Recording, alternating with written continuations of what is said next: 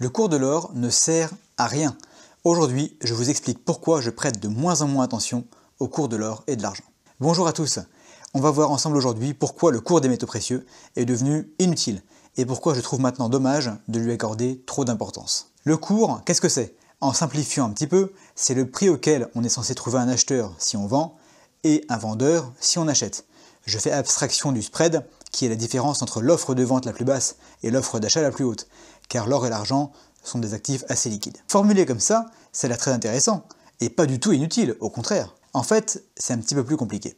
On va commencer par la vente. Depuis le temps que ça dure, vous savez peut-être que le prix des métaux précieux n'est pas libre. Il est étroitement contrôlé par de grandes banques d'investissement qui l'empêchent de monter comme il devrait.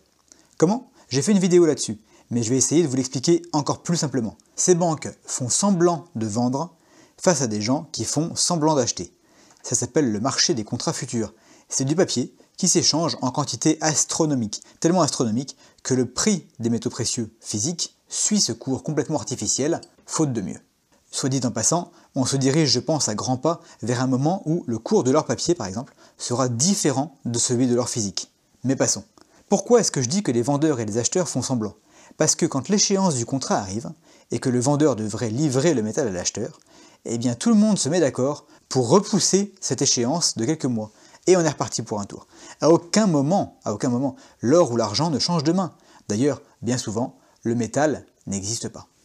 Et puis, au-delà de ça, savoir à quel prix je pourrais vendre mes métaux précieux aujourd'hui, ça m'intéresse pas du tout. Se séparer de son or aujourd'hui me paraît très imprudent. Pourquoi est-ce que j'ai acheté tout ça à la base? Certainement pas pour le revendre.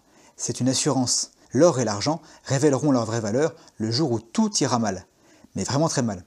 Actuellement, tout ne va pas mal. On en prend gentiment le chemin, bien sûr. Beaucoup de choses vont de travers, mais on n'y est pas encore tout à fait. Je suis tombé sur ce post Reddit qui résume pas mal la situation, je trouve. Le changement de position de la secrétaire au Trésor Janet Yellen vis-à-vis de l'inflation aux États-Unis. Février, aucun souci. Mars, rien qu'on ne puisse gérer facilement. Mai, c'est temporaire. Juin, ça pourrait atteindre 3%, mais ça ne durera pas. Octobre, l'inflation va rester assez haute pour plusieurs mois. Je vous laisse imaginer la suite. Le pire, c'est qu'ils auront tous l'air surpris. Allez, fin de la parenthèse, on rigolera moins quand ça va nous frapper nous. Ah mais oui, ça a déjà commencé en fait. Alors, moi je suis bien gentil, c'est vrai, mais ce n'est que mon avis tout ça. Peut-être que je suis le seul à trouver que les prix sont manipulés et donc inutiles, et qu'on se dirige vers un cours à part pour le physique, différent du papier. Eh ben non, je ne suis pas tout seul. Avec moi, il y a au moins la First Majestic. La First Majestic, c'est une entreprise minière spécialisée dans l'extraction d'argent. Et ils viennent de publier leurs résultats pour le 3e trimestre. Et le patron qui déclare avoir suspendu les ventes d'argent et gardé le métal en stock, car les prix au cours de ce 3e trimestre étaient jugés, je cite, relativement faibles, et qu'ils espéraient reprendre les ventes avant la fin de l'année 2021 pour réaliser un meilleur chiffre d'affaires si les prix remontent. Alors tout ça là, en français, qu'est-ce que ça veut dire? Ça veut dire les enfants, il y en a qui bossent. Il y en a marre de se faire fixer nos prix par des mecs dans des bureaux à New York. Ça c'est le prix que vous proposez? Ok, super. Eh ben nous, on vend pas. Si on continue sur cette lancée, le futur ressemblera à ça. Un prix artificiellement bas et aucun vendeur à ce prix-là. Une prime apparaîtra alors en dehors du circuit de détail destiné aux particuliers. En gros, il y aura deux prix. Celui du papier pour faire mumuse et puis celui de ceux qui veulent voir ce qu'ils achètent. Hélas, quand on en sera là, je n'ose même pas imaginer les primes qu'on aura nous en boutique. C'est déjà la 3e fois de l'histoire de la First Majestic que les ventes sont suspendues comme ça. Autant vous dire que le problème ne date pas d'hier. Bon, la vente c'est fait, maintenant on passe à l'achat. Un des membres du Discord de la chaîne a posté ça sur Wall Street Silver en anglais et en français. Et je trouve que c'est très bien dit. Le cours des métaux précieux ne sert qu'à déterminer quelle quantité vous pourrez en acheter, mais en aucun cas la valeur réelle des métaux. On va expliquer tout ça, mais juste avant, je vous montre ce que j'ai ici d'un petit peu plus près, pour ceux qui ne connaissent pas, comme ça vous pourrez les commander si vous voulez les mêmes.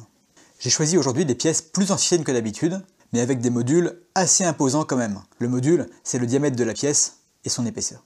En or, j'ai sorti les 20 $ américains, une valeur sûre, très recherchée aux États-Unis, et d'ailleurs je pense que c'est à cause de ça que la prime est assez élevée là-dessus. Et pour l'argent, on a la 50 francs Hercule, la pièce française emblématique même si elle est assez récente, et un assortiment de ce qu'on appelle les écus de l'Union latine. Ce sont des pièces de différents pays qui se ressemblent toutes énormément, elles ont le même module. Il y en a d'Italie, d'Espagne, de Belgique, de France. Bref, chaque pays a fait la sienne. Ce sont des pièces qui datent de la fin du 19e siècle. Certaines sont vraiment très patinées, ce qui les rend très jolies, je trouve. Mais revenons à ce post Reddit, il y a quand même pas mal de choses à dire. Il y a cette notion de fossé entre le prix de quelque chose et sa valeur. Bon, le prix, c'est facile, il est marqué sur l'étiquette. La valeur, c'est plus compliqué, mais pour l'or, on pourrait dire qu'elle est proportionnelle à l'accroissement de la masse monétaire. Pour mesurer ça de manière amusante, enfin amusante, façon de parler, choquante serait peut-être plus approprié comme terme, je vous propose d'aller sur le site US Debt Clock. Le lien est bien sûr en description. Bon là c'est une capture d'écran, mais si vous y allez en vrai, vous verrez la dette des USA qui augmente en direct. Ce qui nous intéresse, nous, c'est ce que j'ai encadré en rouge, ici en bas à droite. On regarde, pour l'argent, l'accroissement de la masse monétaire cette année, divisé par la production mondiale d'argent. Plus de 3000 $ imprimés par once d'argent extraite. On est loin du prix officiel de 23 $, non? Et c'est pareil pour l'or, il a été imprimé 21 000 $ par once d'or extraite cette année. Je vous laisse comparer dans les deux cas avec les valeurs du début du siècle dernier, et on voit bien que la politique monétaire a légèrement changé. Alors est-ce que ces chiffres-là sont parfaits? Non, bien sûr, mais ils ont le mérite d'attirer l'attention. Évidemment, je ne suis pas en train de dire que l'argent vaut 3000 $ l'once, mais en revanche, il vaut certainement un petit peu plus que 23. Ce serait un calcul amusant à faire ça, peut-être dans une prochaine vidéo. Et voyons au moins le bon côté des choses. Avec ces prix-là, et grâce à ceux qui les maintiennent si bas, eh bien on peut en acheter beaucoup plus que si le cours évoluait librement. Et je pense qu'on a intérêt à le faire. Parce que eux, en face, ils se privent pas. La banque JP Morgan, toujours dans les bons coups, possède plus d'1 milliard d'onces d'argent. Et a fermé depuis quelques mois toutes ses positions de vente à découvert. Voilà à quoi ça sert le cours de l'or, le cours de l'argent. Uniquement à vous indiquer quelle quantité vous pourrez acheter. Et encore, ça c'est uniquement les jours où il n'y a pas trop de vagues. Parce qu'en plus du cours, il ne faut pas oublier les primes. Ça peut faire toute la différence, comme on l'a vu début février dernier. Donc, pour ne pas perdre de temps, moi je vais voir directement combien coûte la pièce que je veux sur le site de mon fournisseur.